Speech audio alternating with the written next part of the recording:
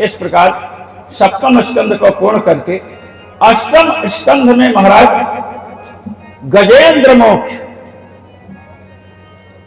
और समुद्र मंथन की कथा है। हमने उस कथा को स्पर्श करने का प्रयास किया है जो कथाएं लोग प्रायः नहीं कहते हैं। त्रिकूट पर्वत के शिखर पर अनेक पक्षी जाकर के निवास करते हैं और उसकी तलहटी में वरुण देवता का एक उद्यान है। वहां पर एक सरोवर है जहां पर अनेक पशु पक्षी जाकर जल पीते हैं। अनेक हथिनियों और बच्चों के साथ एक गजराज गया महाराज जल पीने। वहीं पर एक मगरमच्छ ने उसको पकड़ लिया। युद्ध होने लगा महाराज, कई दिन बीत गए तो परिवार वाले छोड़कर चले गए। घर में भी जब अधिक दिन तक रोगी रहते हैं, 2-3 साल हो जाता है, तो लोग कहते हैं हे भगवान इनको उठा लो, बड़ा कष्ट हो रहा है। ये होता है घरों में। हथिनियां चली गई, हाथी चले गए, महाराज लड़ने लगा। 1000 वर्ष तक युद्ध हुआ। अब समझ गया कि मेरी मृत्यु निश्चित है, तो जो सबको मृत्यु से बचाते हैं उन परमात्मा की शरण ग्रहण किया और पूर्व जन्म में जो उपासना की थी वो मंत्र याद आ गए और महाराज भगवान की स्तुति करने लगा। इसको गजेंद्र मोक्ष स्तुति नाम से कहा जाता है। महाराज उसमें ब्रह्मा जी का नाम आया, भगवान शंकर का नाम आया, अनेक देवी देवताओं का नाम आया, किंतु कोई रक्षा करने नहीं गया। अंत में निषेध शेषो जयता दशेषः,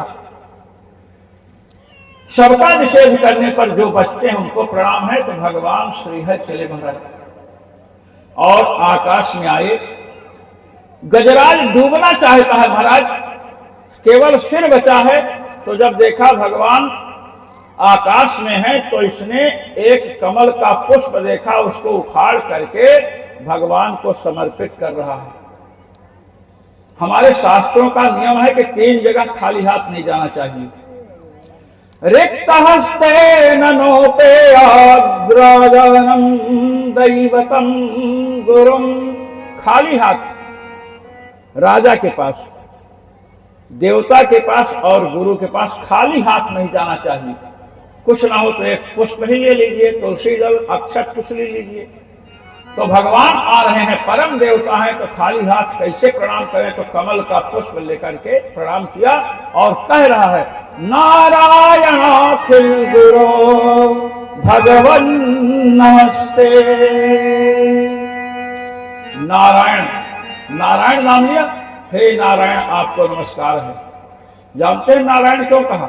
नारायण का अर्थ है नारः अर्थात जलम अयनम यस्य सह नारायण, जल जिसका घर हो उसे नारायण कहते हैं। व्यंग कर रहा है कि आपका निवास स्थान जल है और आपके निवास स्थान में ही मेरी ये दुर्दशा हो रही है। ये व्यंग है उसका। अखिल गुरु, संपूर्ण ब्रह्मांड के आप गुरु हैं। तो जब संपूर्ण ब्रह्मांड के गुरु हैं तो ब्रह्मांड में मैं भी आया, आप मेरे भी गुरु हुए। गुरु आकाश में देख रहा है और शिष्य डूब रहा है, ये व्यंग कर रहा है। भगवान ने कहा कि मैं तो गरुड़ पर हूं, गरुड़ जी जल में आ नहीं सकते हैं। कहा भगवान आप भगवान हैं जिसमें अनंत बल यश श्री ज्ञान विज्ञान हो। ऐश्वर्यस्य समग्रस्य धर्मस्य यशसः श्रियः ज्ञान वैराग्ययोश्चैव ज्ञान वैराग्ययोश्चैव शरणां भग इति रणा। समग्र ऐश्वर्य, संपूर्ण धर्म, संपूर्ण यश और संपूर्ण पराक्रम, संपूर्ण ज्ञान और वैराग्य जिसमें हो उसे भगवान कहते हैं। तो जब संपूर्ण पराक्रम आप में है तो जल में पराक्रम नहीं दिखा सकते हैं, केवल आकाश में पराक्रम दिखा सकते हैं, ऐसा तो नहीं। अब महाराज भगवान ने क्या किया? गरुड़ को छोड़ दिया। गरुड़ को इसलिए छोड़ा है महाराज कि जब भगवान चले हैं तो गरुड़ इतनी तीव्र गति से चले हैं कि ब्रह्मा जी, शंकर जी, इंद्र सब उनके प्रचंड वेग से महाराज उड़ करके आ रहे हैं। भगवान ने सोचा आकाश में गरुड़ जी को नहीं छोड़े तो इनके वेग से सबकी डुबकी लग जाएगी, गजेंद्र के जगह मुझे कई इंद्र को निकालना पड़ेगा। और महाराज वहां से आए, तुरंत सुदर्शन चक्र का प्रहार किया, ग्राह का उद्धार हुआ, ग्राह का सिर कटा। उसके बाद गजेंद्र का उद्धार हुआ। पहले किसका उद्धार हुआ? ग्राह का, मगरमच्छ का, जिसने गजेंद्र हाथी का पैर पकड़ा था।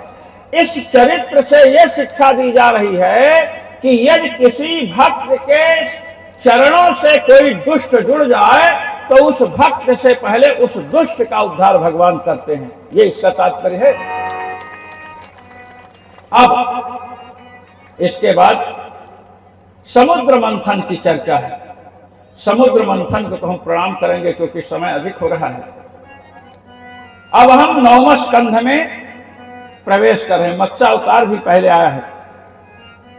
9वें स्कंध में ही भगवान श्री राम के अवतार की चर्चा है।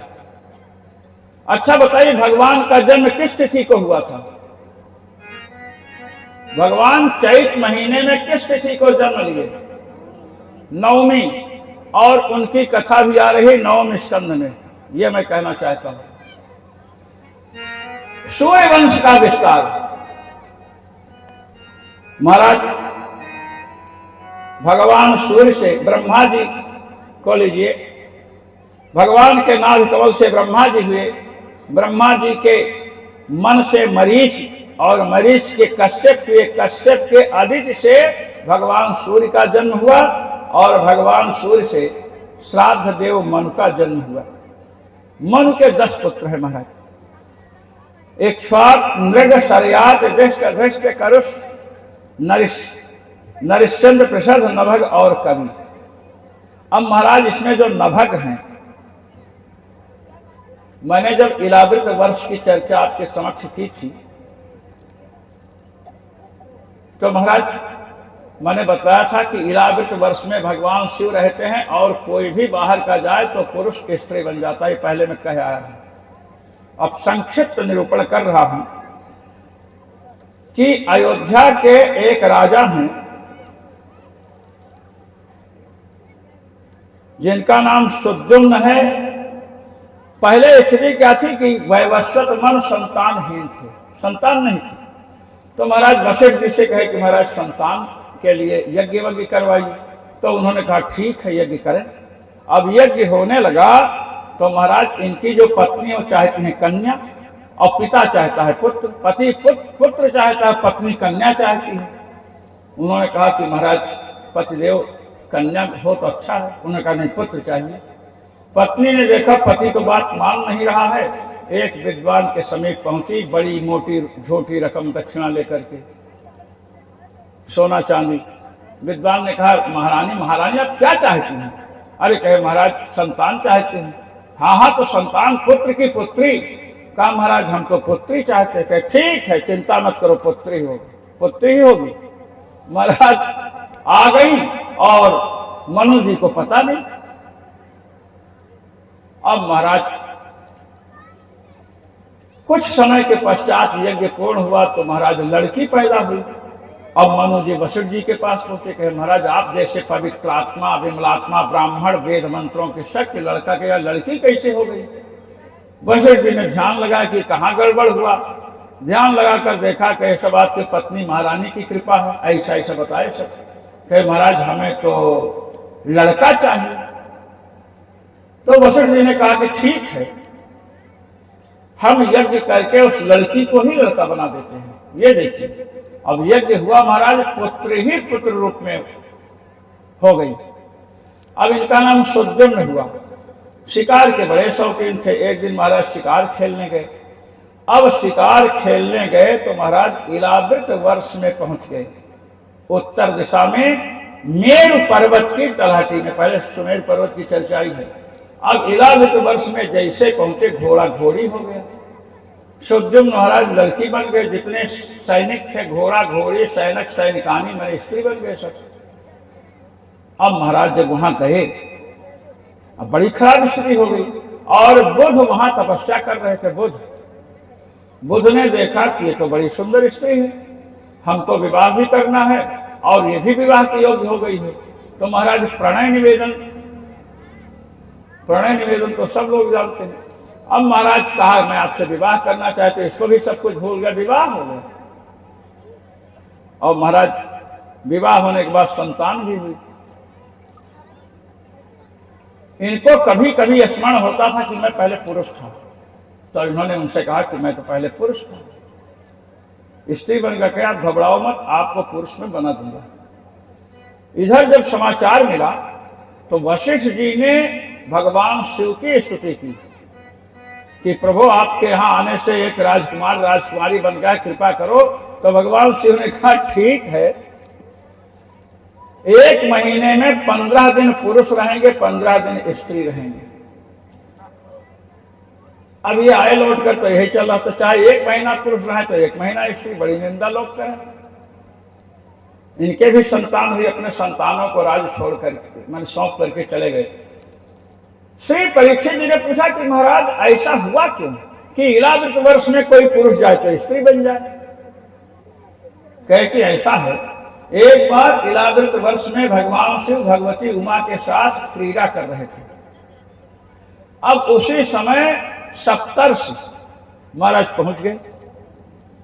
अब पहुंच गए तो पार्वती जी अब पति के साथ बैठी हैं एकांत में, अब कपड़ा समेटने लगी। जब इन लोगों को कभी जाना चाहिए, देखिए पहले बड़े बुजुर्ग जब घर में आते थे तो खांसते हुए आते थे करते थे ना, आप सबको पता है कि घर की बहू जो हो वो थोड़ा सावधान हो जाए। पार्वती जी बड़ी नाराज हैं। पार्वती जी ने साथ दे दिया कि आज से कोई भी पुरुष इस देश में आएगा तो स्त्री बन जाएगा। अच्छा ये साथ क्यों दी? स्त्रियों को स्त्रियों से लज्जा नहीं होती है, इसीलिए साथ दी। स्त्री बन जाएगी तो क्या लज्जा उससे, पुरुष से लज्जा होती है। तो महाराज जो वैवस्वत मन हैं, इनके पुत्रों में एक नभग हैं और नभग के पुत्र हुए नाभाग। यहीं पर महाराज सरयाती और सुकन्या की चर्चा है। इस कथा को प्रणाम करके हम आगे बढ़ रहे हैं। हम आपको दूसरी कथा यहां बताना चाहते हैं। नाभाग बड़े अच्छे हैं। नाभाग लौट करके आए हैं महाराज, जंगल से तपस्या करके लौटे हैं।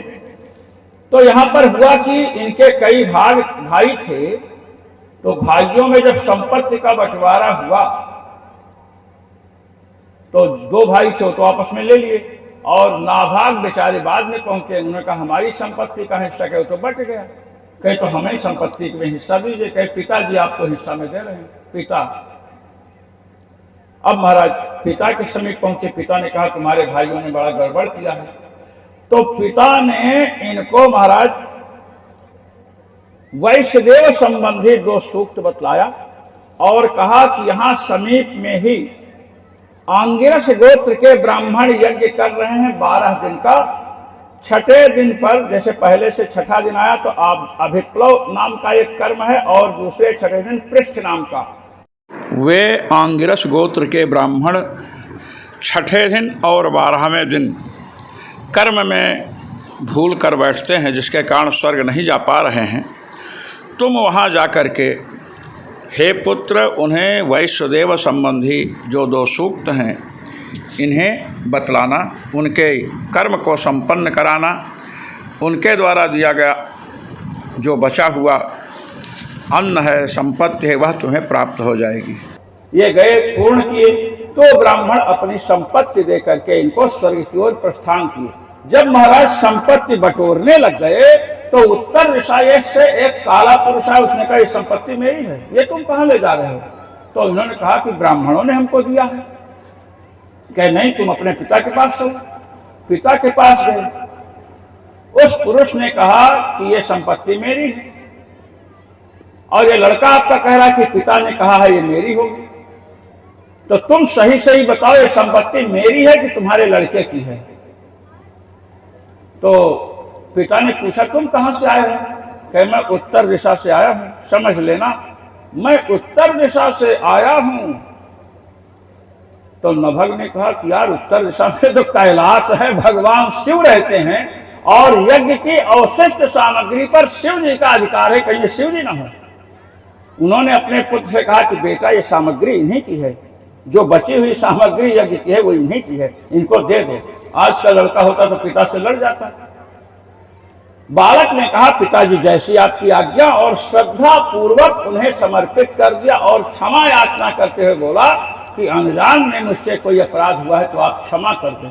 जैसे महाराज क्षमा याचना किया तो काला पुरुष प्रकट हो गया, गोरे पुरुष के रूप में साक्षात शिव जी थे।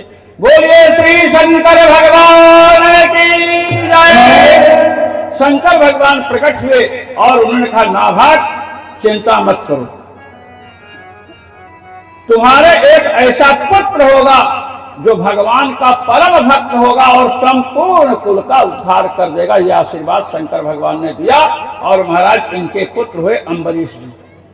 अम्बरीश जी भगवान की इतनी भक्ति करते थे महाराज, राजकाज नहीं देख पाते थे तो भगवान ने सुदर्शन चक्र को उनकी सेवा में नियुक्त कर दिया कि कोई आक्रमण करे तो उसका विनाश हो जाए। तस्मा अवधरिश्चक्रम प्रत्यनीक भवहम एकांत भक्ति भावेन प्रीतो भृत्याभिरक्षणम्।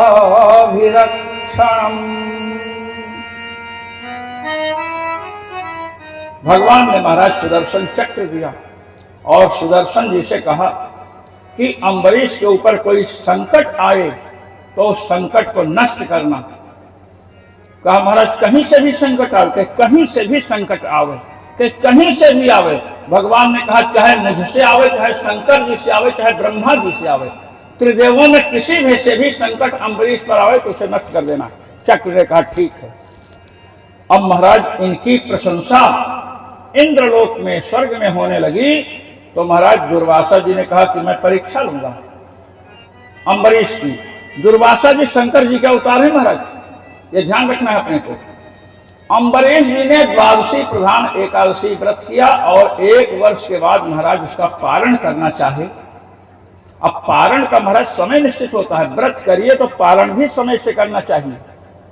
अगर समय से पारण नहीं करेंगे तो व्रत पूरा नहीं हुआ। महाराज व्रत का पारण करने का समय है, दान दे रहे थे, उसी समय दुर्वासा जी आ गए। इन्होंने देखा कि साक्षात शिवा अवतार दुर्वासा जी पधारे हैं तो कहा महाराज हमारे यहीं पर प्रसाद पाकर हमें कृतार्थ कीजिए। दुर्वासा जी ने कहा ठीक है। दुर्वासा जी ने कहा मैं यमुना जी स्नान करके आता हूं। कहे ठीक है। अब जान करके अधिक डुबकी लगा रहे हैं,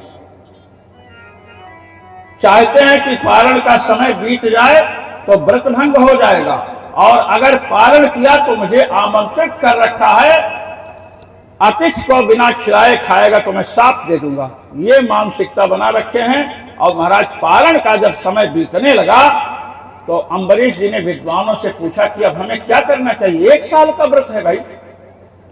तो विद्वानों ने कहा अपोष्णाति तन्नैवासिकं नैवानसिकं। विद्वानों ने कहा कि वेदांत का उपनिषद का एक वाक्य है, यदि हम जल ग्रहण करते हैं तो भोजन कर लिया गया ये भी मान लिया जाएगा और भोजन नहीं किया ये भी मान लिया जाएगा। तो यदि आप जल ग्रहण कर लिए तो भोजन कर लिया अर्थात पारण हो गया, और अतिथि को आपने बुलाया है, अतिथि को खिलाए बिना खाना नहीं चाहिए, तो जल ग्रहण से यह भी होता है कि भोजन नहीं किए, तो भोजन अतिथि की दृष्टि में भोजन नहीं हुआ और पारण की दृष्टि से भोजन हो गया। महाराज चरणामृत ले लिया। दुर्वासा जी आए, पूछे कि पारण तुमने किया? कहे महाराज चरणामृत लिया। अरे मुझे ब्राह्मण को तुमने बुलाकर चरणामृत ले लिया, अब मैं तेरी ऐसी तैसी करता हूँ। महाराज एक जटा का बाल उखाड़ कर पटके एक भयंकर राक्षसी तलवार लेकर के खड़ी हुई और अम्बरीश जी पर आक्रमण कर दी। जब अम्बरीश जी पर टूट पड़ी वह कृत्या तो अम्बरीश जी एक पग भी पीछे नहीं हटे, महाराज पीछे नहीं हटे, और सुदर्शन चक्र तो पहले से रक्षा में लगे थे। महाराज जैसे तलवार लेकर मारने के लिए पहुंची, बस सुदर्शन चक्र ने उस कृत्या को समाप्त कर दिया, जला दिया महाराज। और कृत्या को जलाए और दुर्वासा जी के पीछे इतनी बड़ी आग की लपट दौड़ी। अब दुर्वासा जी भाग रहे हैं, गए यमुना जी में घुस गए। यमुना जी का जल खौलने लगा, गंगा जी का खौलने लगा, समुद्र का खौलने लगा, इंद्रलोक गए, इंद्रलोक जलने लगा। इन्होंने कहा भगो, शिव जी के पास गए महाराज। शिव जी ने कहा कि ये तो आए हैं, तब तक देखे कि बर्फ पिघलने लगी। कि ये क्या होगा? कहे सुदर्शन चक्र आ रहा है। कि महाराज भागिए यहाँ से, मैं आपकी रक्षा नहीं कर सकता। ब्रह्मा जी के पास गए। ब्रह्मा जी ने कहा मैं भी रक्षा नहीं कर सकता, ब्रह्मलोक को जला डालेगा। कहे तो मैं क्या करूं? कहे भगवान विष्णु के पास जाइए। क्षीर सागर पहुंचे। भगवान विष्णु से कहते प्रभु आप ब्राह्मण देव हैं, ब्राह्मण के भक्त हैं, आपके वक्षस्थल पर ब्राह्मण श्रेष्ठ भृगु का चरण चिन्ह है, मैं ब्राह्मण हूं, आप मेरी रक्षा कीजिए। भगवान ने कहा नहीं कर सकता, आप भक्त, आप शरणागत रक्षक हैं, मैं शरण में आया हूं, आप मेरी रक्षा करिए। भगवान कहे नहीं कर सकते। कहे क्यों? क्योंकि आपने मेरे भक्त अम्बरीश का अपराध किया है। दुर्वासा जी ने कहा कि मैं ब्राह्मण हूं, अम्बरीश क्षत्रिय है, क्षत्रिय से ब्राह्मण श्रेष्ठ होता है, आप ब्राह्मण भक्त हैं, इसलिए मेरी रक्षा कीजिए। भगवान ने कहा कि सुनो दुर्वासा जी, हमारे भक्ति में जातिवाद नहीं चलता है, जाति विद्या महत्वम च रूप यौवन नेव च यत्नेन परित्याज्य पंचैते भक्ति कंटका। दुर्वासा जी, भक्ति में 5 कांटे हैं, जाति का अभिमान, विद्या, महत्व, रूप और युवावस्था, ये 5 वस्तुएं भक्त की बाजिका हैं। आप कह रहे हैं कि वो क्षत्रिय है, आप ब्राह्मण हैं, हमारे भक्ति में जाति का महत्व नहीं है, भक्ति का महत्व है। दूसरी बात कि जो स्त्री पुत्र धन संपत्ति छोड़ करके मेरी शरण में आए हैं, मैं उनका त्याग कैसे कर सकता हूं? दुर्वासा जी ने कहा कि महाराज आप ये बताइए, कह रहे हो कि स्त्री पुत्र कलत्र राज्य छोड़ करके जो आए हैं उनका त्याग कैसे कर सकता हूं? आप बतलाइए, अम्बरीश ने स्त्री का त्याग किया कि राज्य का त्याग किया कि पुत्र का त्याग किया, किसका त्याग किया बतलाइए। ये जो विषय चल रहा है ये भागवत में नहीं मिलेगा, मूल में ये भागवत के बड़े बड़े विद्वान व्याख्याताओं ने इस भाव को प्रकट किया है। अम्बरीश जी के लिए दुर्वासा जी कहे कि अम्बरीश ने किस स्त्री, किस पुत्र, किस राज्य, किस धन का त्याग किया जो आप उसका पक्ष ले रहे हैं? भगवान ने कहा सुनो, जिस समय आपने कृत्या का प्रयोग किया वह भयानक राक्षसी खड्ग हाथ में लेकर के अम्बरीश पर टूट पड़ी, तो अम्बरीश कितने पग पीछे हटे ये बतलाओ? कहे एक भी पग पीछे नहीं हटे। कहे ठीक? कहे हाँ। कहे जब सुदर्शन चक्र आपके पीछे दौड़ा जलाने के लिए, तो संसार में किस लोक में अपनी रक्षा के लिए आप नहीं गए बताइए? कहे मैं सर्वत्र गया। कहे तो अब आप ये बतलाओ कि देहाशक्ति, देहाध्यास, अपने शरीर के प्रति प्रेम, आसक्ति आपकी है कि अम्बरीश की है? बतलाइए। दुर्वासा जी ने कहा कि अम्बरीश की तो शरीर के प्रति आसक्ति नहीं है, होती तो वो भी भगते, वो नहीं भगे, इसका मतलब अम्बरीश जैसे क्षत्रिय की देहाशक्ति नहीं है। और आप अपने को ब्राह्मण कहते हो, आप अपने को शिव जी का अवतार समझते हैं, आपकी शरीर में इतनी अधिक आसक्ति है कि संसार के कोने कोने में अपनी रक्षा के लिए गए। अब आप बताइए कि आप श्रेष्ठ है कि अम्बरीश श्रेष्ठ है? बोलो। तो दुर्वासा जी ने कहा जिसकी शरीर में अधिक आसक्ति होती है वो छोटा होता है, और जो देहाध्यास से, शरीरासक्ति से ऊपर उठ चुका है वो बड़ा होता है। तो कहे साफ साफ बताओ कौन बड़ा है? कि अम्बरीश बड़े हैं। कहे तो जा करके वहीं क्षमा मांगो। महाराज भेज दिया। 1 वर्ष बीत गया है, अम्बरीश जी के चरणों में आकर के गिरना चाहते हैं, तो अम्बरीश जी ने उठा लिया, कहा अरे आप इतने बड़े ब्राह्मण हैं, मैं क्षत्रिय हूँ। दुर्वासा जी ने कहा पीछे सुदर्शन चक्र देखो, जैसे किसी के पीछे, जैसे अभी गर्मी है और आपके पीठ से 2 फुट दूर हीटर लगा दिया जाए तो कैसा लगेगा? अच्छा लगेगा? अच्छा लगेगा? कहते नहीं। अरे नहीं, अच्छा नहीं, इतना बुरा लगेगा, चमड़े जल जाएंगे। तो महाराज के सुदर्शन को शांत करो। अम्बरीश जी ने प्रार्थना की, यदि भगवान ने, उनके भक्तों में मेरी निष्ठा है तो सुदर्शन जी आप शांत हो जाएं।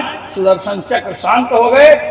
दुर्वासा जी कहे अब हमको विदा करो। कहे विदा कैसे करें, 1 साल से आपने भोजन नहीं किया, 1 साल से हमने नहीं किया, अब आप भोजन करिए, प्रसाद पाइए।